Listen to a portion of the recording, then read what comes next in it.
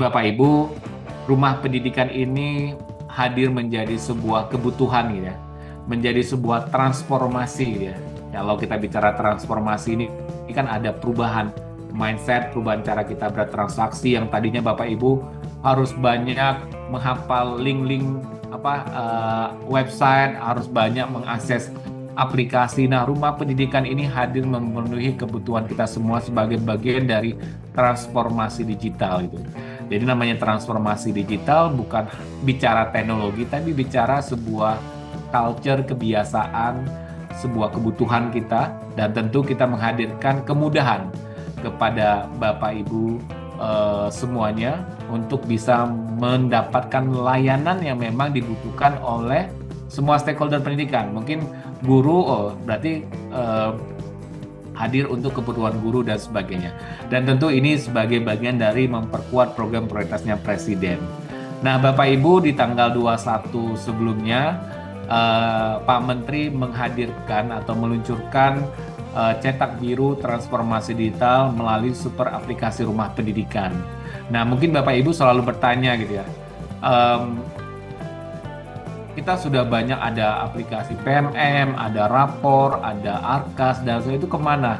Nah, rumah ibaratnya sebuah rumah. Di dalam rumah itu ada banyak ruang tamu, ruang keluarga, dan seterusnya. Nah, dan biasanya kalau kita punya anak, ada ruang anak A, anak B, dan seterusnya, dan seterusnya. Nah, ibarat rumah ini tentu. Nah, cetak biru ini menggambarkan sebuah transformasi perjalanan bagaimana komitmen Kementerian Pendidikan Dasar dan Menengah ini untuk terus tumbuh dari 2025-2009. Lanjut slide-nya.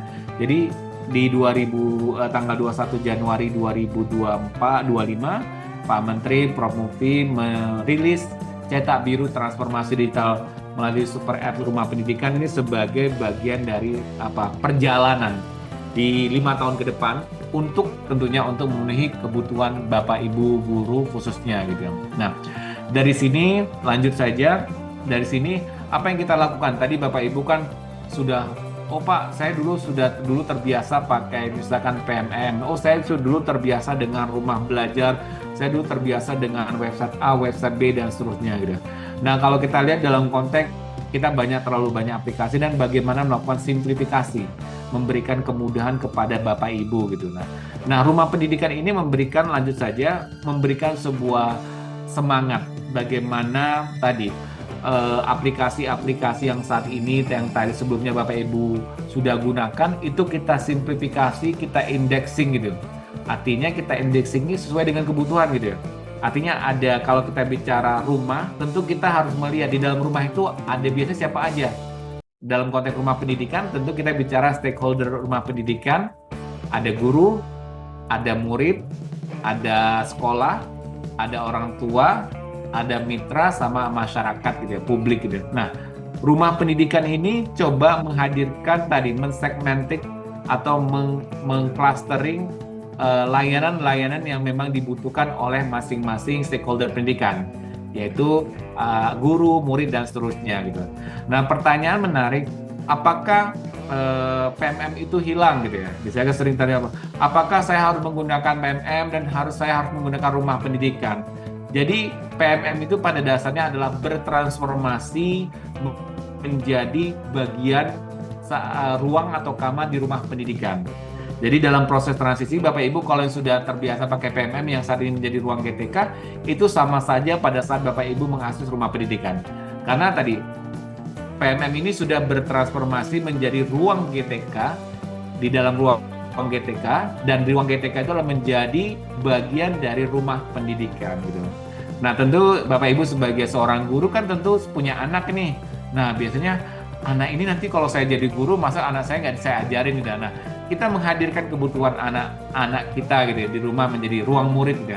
Tentu sebagai guru, nah ruang murid ini untuk kebutuhan peserta didik dan sebagainya gitu.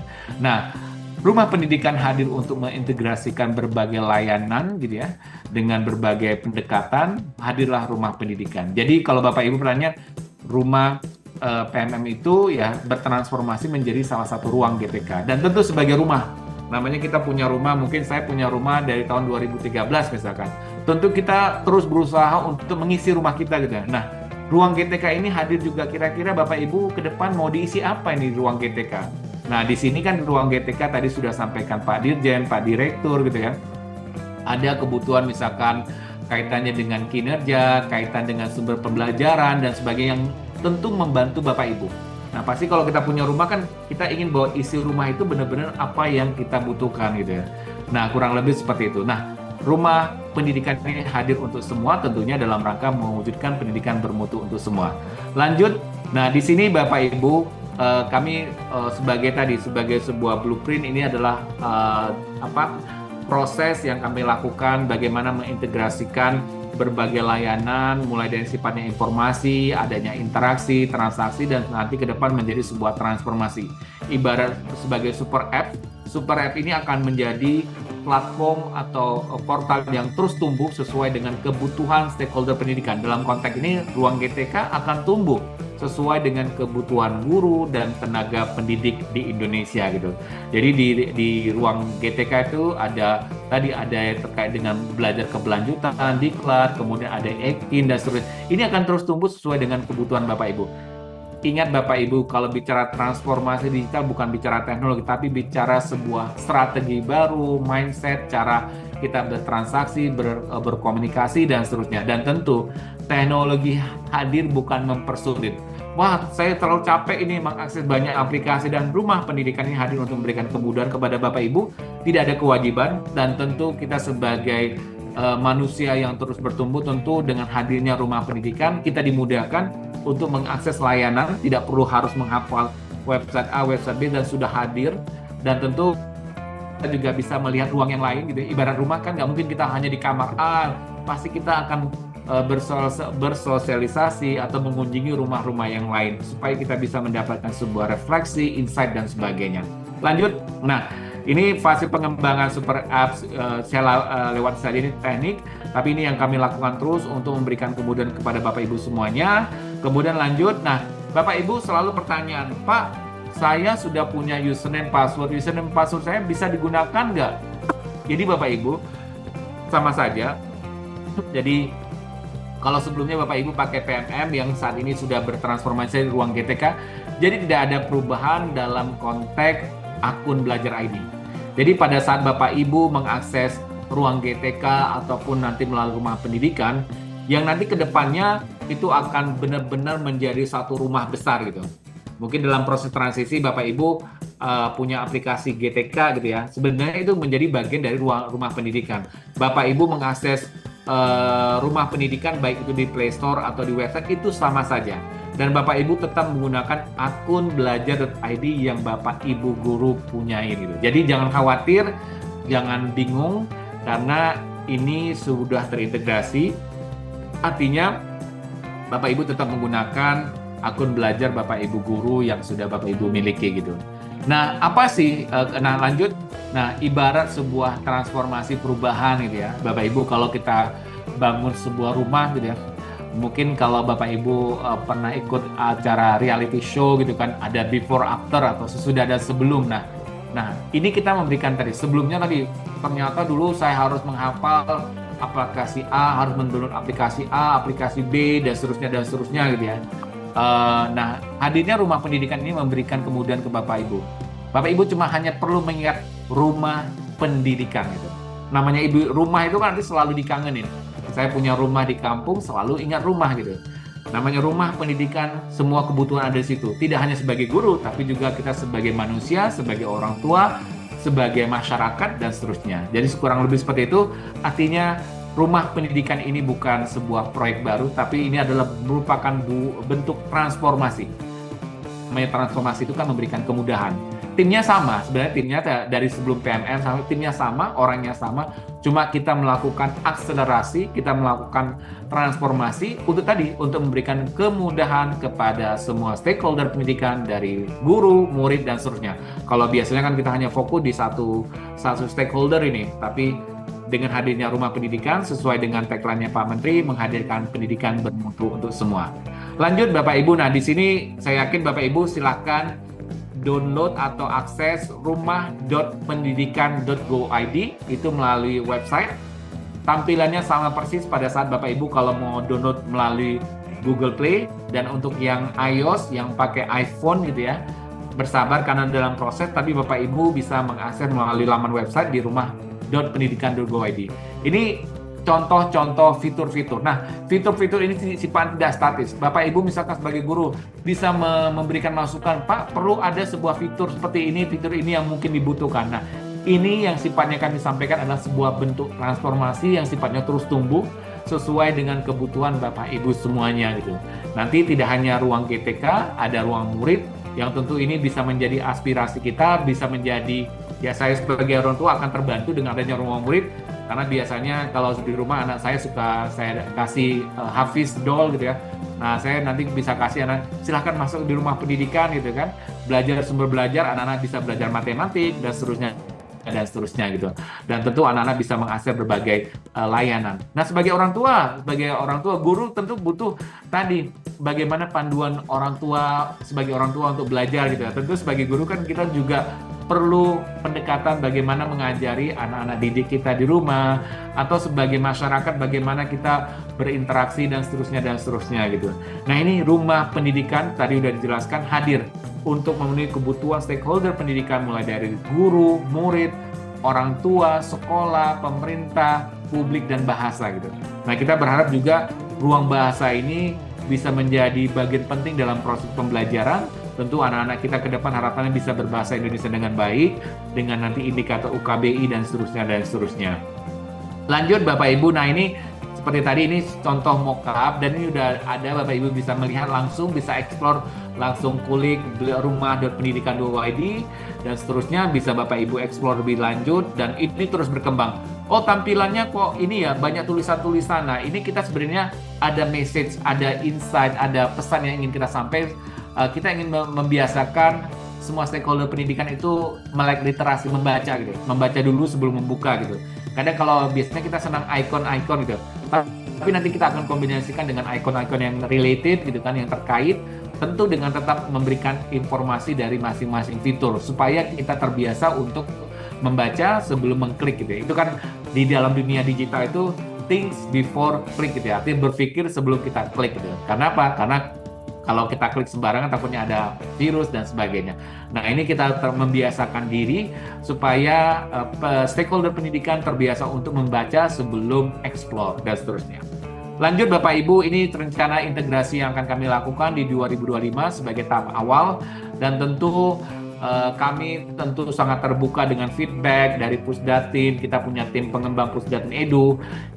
Kami akan melibatkan para guru untuk kira-kira fitur apa sih sebenarnya yang nanti benar-benar dibutuhkan oleh para guru, tenaga pendidik. Kemarin saya diundang oleh Prof. Nunuk untuk ngopi di podcast. Nah, di situ Prof. Nunuk menyampaikan semangatnya yang luar biasa. Kita cukup berbangga memiliki dirjen seperti Prof. Nunuk yang sangat aktif gitu ya. Artinya mengajak nanti para guru untuk tidak hanya menuntut ke haknya, tapi kewajibannya apa? Membagi kira-kira feedbacknya apa gitu. Oh, memberikan masukan-masukan, oh ada ini dan seterusnya.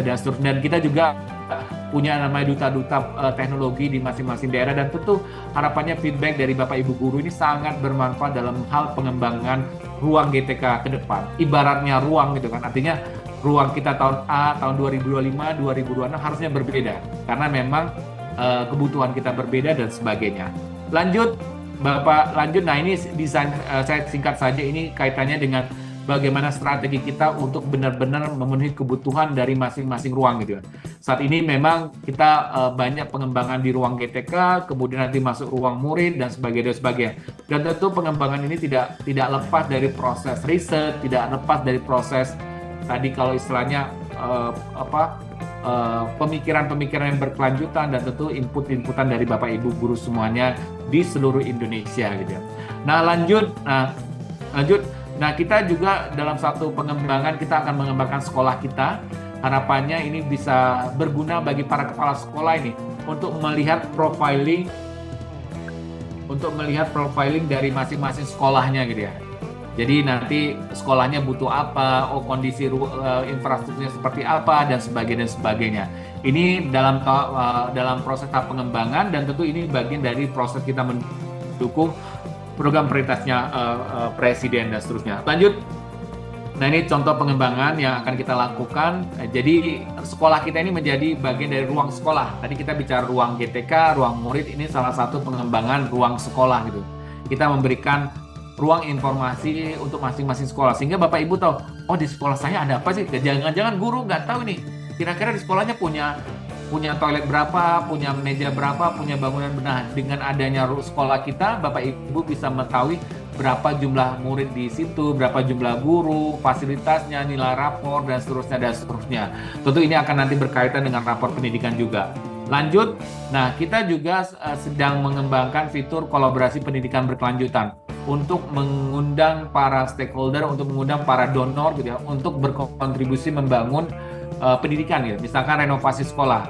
Walaupun saat ini kita dalam konteks efisiensi ini ya, APBN kita terbatas, kita lagi coba membuka ruang bagaimana mengajak partisipasi swasta untuk bisa melakukan renovasi sekolah. Tentu ini butuh data kemudian prioritas. Jadi dengan adanya tadi sekolah kita bisa memetakan kira-kira sekolah mana yang butuh bantuan ini.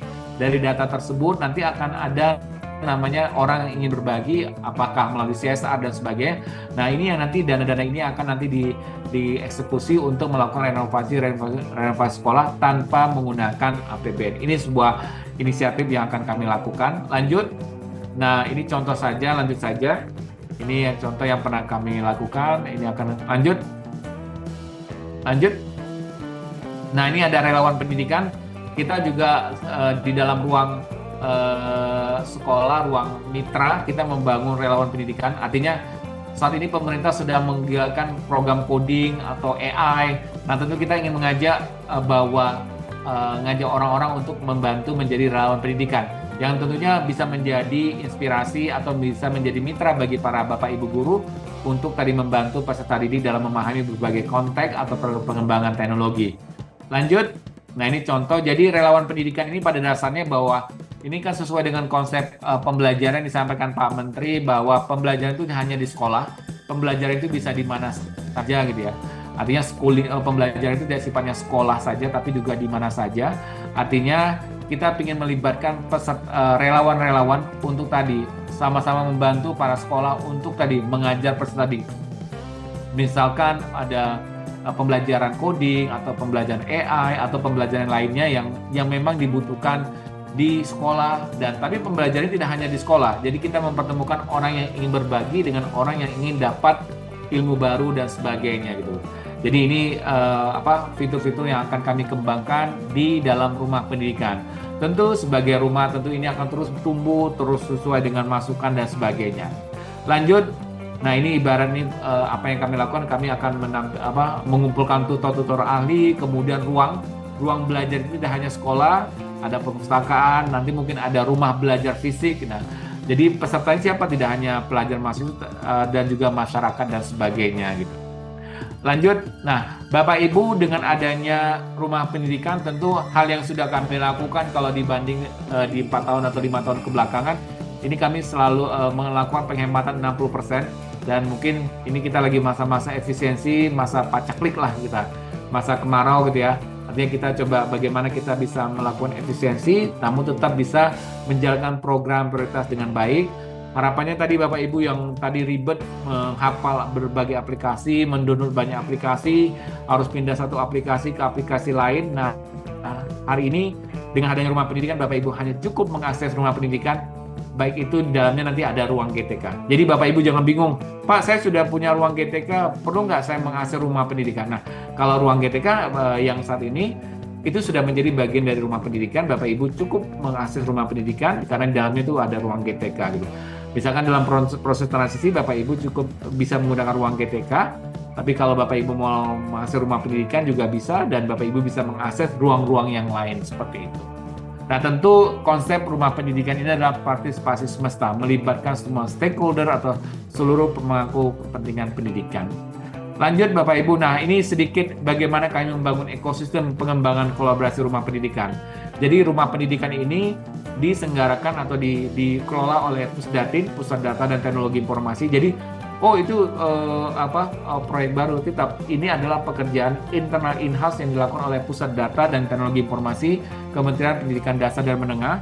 Tapi sebagai pemilik ownernya, misalkan ruang GTK itu melekat kepada Ditjen GTK, Ditjen Guru Tenaga Pendidikan dan Pendidikan Guru gitu ya. Kemudian ada ruang murid, ini terkait dengan Ditjen Paudasmen dan sebagainya dan sebagainya. Jadi penyedia layanan itu tidak hanya dari para unit utama, Ditjen GTK, Ditjen Paudasmen, tapi juga pemerintah, swasta, dan seterusnya. Ibarat kalau kita pakai Android atau Google Play, tidak semua aplikasi Android itu dibuat oleh Android atau Google, tapi juga merupakan kolaborasi dari masyarakat sepanjang masuk ke dalam ekosistemnya Android, itu nanti akan bisa diakses oleh pengguna. Pemiliknya siapa? Pemiliknya adalah Kementerian Pendidikan Dasar dan Menengah. Dan bahwa ekosistem ini adalah ekosistem yang inklusif untuk membangun sebuah ekosistem kolaborasi yang tentunya mendukung tadi pendidikan bermutu untuk semua dan memberikan layanan yang ramah, responsif, akuntabel, melayani, adaptif, dan harmonis. Mungkin itu Bapak Ibu semuanya yang bisa kami sampaikan.